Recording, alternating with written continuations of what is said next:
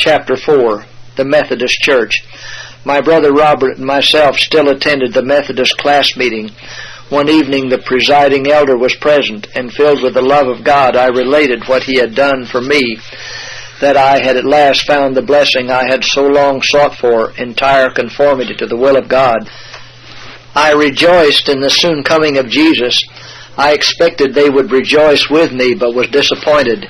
After I ceased speaking, Elder B. asked me if it would not be more pleasant to live a long life of holiness here and do others good than to have Jesus come and destroy poor sinners.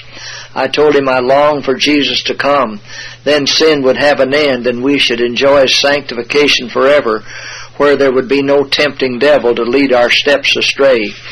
Then he asked me if I would not rather die easy on a bed than to pass through the pain of being changed from mortal to immortality.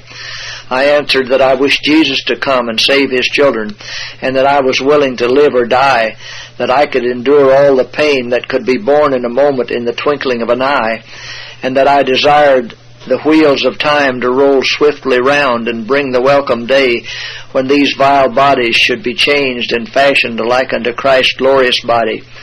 I also stated that when I lived nearest to the Lord, the more earnestly did I long for his appearing. Some in the class meeting seemed to be greatly displeased. Once more I attended class meeting and was happy in the love of God, and wished to bear my testimony among them. I told them again what Jesus had done for me through the belief of the near coming of the Son of God. The class leader interrupted me, saying, "Through Methodism." But I could not give the glory to Methodism when it was Christ and the hope of his soon coming that made me free. I finished my testimony, the last I was ever to bear among the Methodists, and sat down.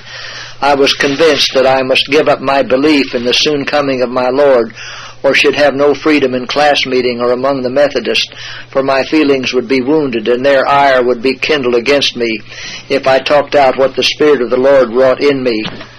Soon the minister visited my father's family. The entire family were interested in the doctrine of the Lord's coming. The minister wished us to withdraw from the church, as that would save a church trial.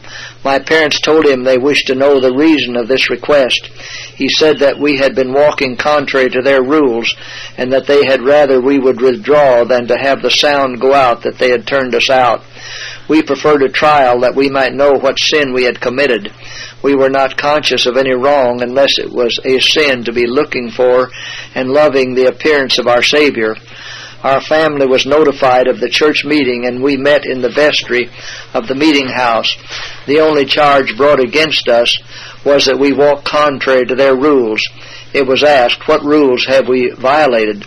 After a little hesitation, it was stated that we had absented ourselves from the class meeting and had attended other meetings, and they considered that we had violated their rules. They were reminded of some who were retained in the church who had not attended class meeting for more than a year, and a portion of our family had been in the country, and none who had remained in the city had absented themselves but a few weeks, and they were compelled to remain away because they could not talk out the sentiments of their heart. If they mentioned the coming of their Savior or their love for his appearing, there was a hard pressing spirit against them, and such displeasure manifested that there was a plain division of feeling, and we knew that if they loved Jesus, they would love to hear of his coming. It was asked us whether we would agree to conform to their rules and confess that we had walked contrary to them. We answered that we would confess that after the manner which they called heresy, so would we worship the God of our fathers. We dared not yield our faith. With free spirits, happy in the love of God, we left the vestry of the Methodist meeting house. We had the assurance that God was on our side, who was more than all they that were against us. At the commencement of their love feast, Brother B. read off our names, 7 in number, and wished it understood that it was not for immoral conduct that we were turned out, but for a breach of their rules. He also stated that a door was now open, and all who should walk contrary to their rules would share the same fate. They had made a beginning and should follow it up. There were others in the Methodist Church who were looking for the appearing of the Savior. They wished to hold these persons among them by frightening them. They succeeded in a few instances, and some sold their favor with God for a place in the Methodist Church. Many believed but dared not confess their faith for fear of being turned out of the synagogue. They loved the praise of men more than the favor of God. Some afterwards left them and joined those who were loving the appearing of Jesus. We were all pushed out of the church because we believed and talked the near coming of our Savior. At this time the words of the prophet were exceedingly precious. Your brethren that hated you, that cast you out for my name's sake, said, Let the Lord be glorified. But he shall appear to your joy, and they shall be ashamed. Isaiah 65:5.